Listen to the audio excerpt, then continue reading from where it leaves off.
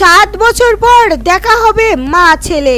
বিএনপির চেয়ারপারসন খালেদা জিয়া আগামী মঙ্গলবার উন্নত চিকিৎসার জন্য লন্ডন যাচ্ছেন।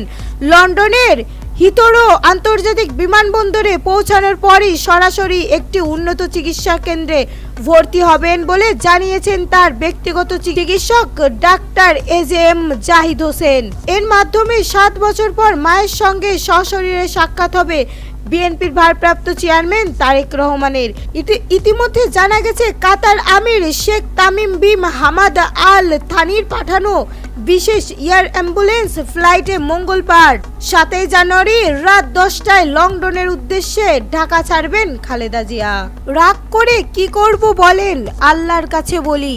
অন্তর্বর্তী সরকারের আইন উপদেষ্টা আসিফ নজরুল খালেদা জিয়ার সঙ্গে সাক্ষাতের স্মৃতিচারণ করে আবেগঘন একটি স্ট্যাটাস প্রদান করেছেন। তার ভেরিফাইড ফেসবুক পেজে থেকে তিনি এই স্ট্যাটাস প্রদান করেন। স্ট্যাটাসে আসিফ নজরুল জানান, খালেদা জিয়ার কাছে তিনি সরাসরি জানতে চেয়েছিলেন এসব কিছুর জন্য শেখ হাসিনার উপর তার রাগ হয় কিনা।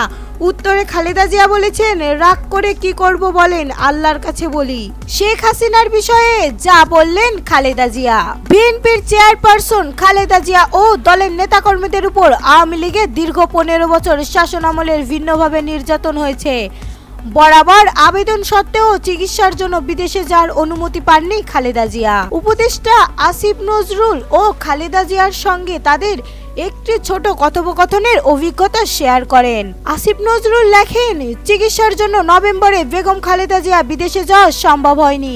সেরকম একটা সময়ে আমি ওনার সাথে সৌজন্যমূলক সাক্ষাৎ করতে চাই। একান্তের কথা হয় কিছুক্ষণের ওনার বাসভবনে। বেগম জিয়ার অভ্যুত্থানে ছাত্র নেতাদের প্রশংসা করে এবং অন্তর্বর্তী সরকারের সাফল্য কামনা করে জানান সব সময় তিনি খবর রাখেন দেশের।